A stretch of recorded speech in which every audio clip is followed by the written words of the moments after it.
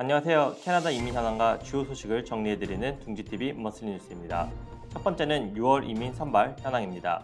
지난달 예고했었던 익스프레스 엔트리 캐테고리 기반 선발을 이번 6월 헬스케어 직군을 시작으로 진행되었습니다.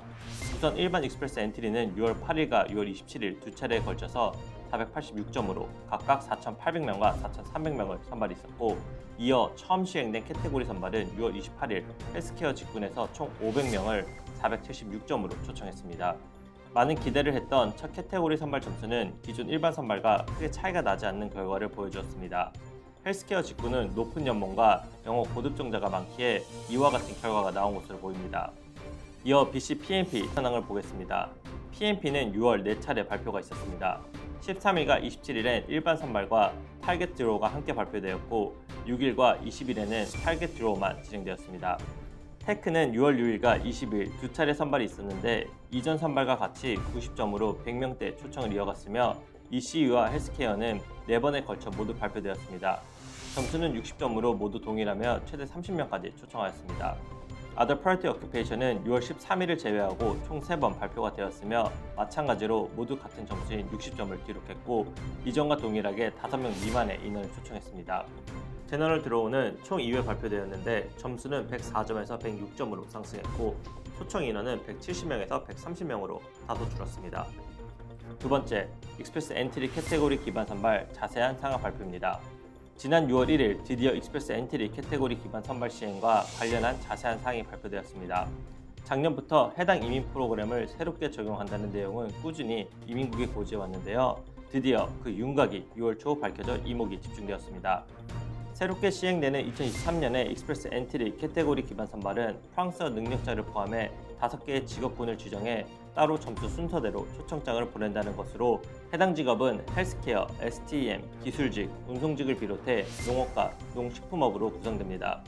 지원 조건은 일반 익스프레스 엔트리의 기본 3가지 스트림인 경험이민, 숙련직 이민, 기술직 이민 중 어떤 경로든 한 가지 스트림의 자격 요건이 충족되어야 하고, 그런 다음 캐테고리별 직군 경력이 최근 3년 이내에 연속적으로 6개월만 있으면 되기에 상대적으로 수월한 것으로 알 수 있습니다. 또한 해당 프로그램은 기존 프로그램을 대체하는 것이 아니라 기존 프로그램에 추가되어 시행되는 것으로 이해하면 됩니다. 적합한 캐테고리 선정은 이민국의 결정에 따라 언제든 달라질 수 있으며, 이는 모두 캐나다 경제 상황을 바탕으로 협의를 통해 결정한다고 합니다. 마지막 뉴스는 워크퍼밋 소지자들은 스터디 퍼밋 없이 학업이 가능해졌다는 소식입니다. 이제 워크퍼밋 소지자들도 스터디 퍼밋 없이 6개월 이상 캐나다에서 공부를 할 수 있게 되었습니다. 기존엔 워크퍼밋을 지녔을 경우 6개월 이하의 프로그램에 한해 일과 병행하며 학업이 가능했는데요.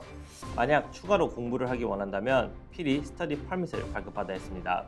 이번 조치는 이러한 제한을 완화해 워크퍼밋 소지자들은 자신의 퍼밋이 유효한 기간 동안 스터디 퍼밋이 없더라도 학업이 가능하도록 했습니다.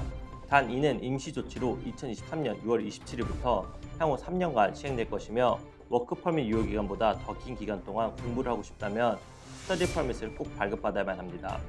대상자는 유효한 워크퍼밋 소지자 또는 워크퍼밋 연장 승인을 대기 중인 사람이니 조건 확인에 일과 학업, 병행 모두 원활히 하시기 바랍니다.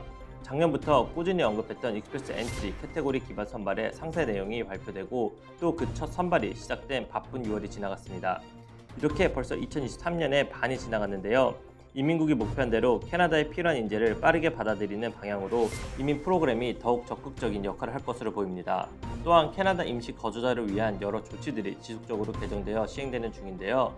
더 많은 편의를 보장해 신규 이민자 유입과 노동 인력의 정착을 돕는 의도가 있다고 해석됩니다.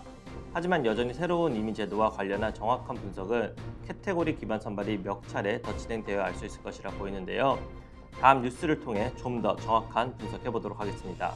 지금까지 둥지TV 머슬리 뉴스였습니다. 감사합니다.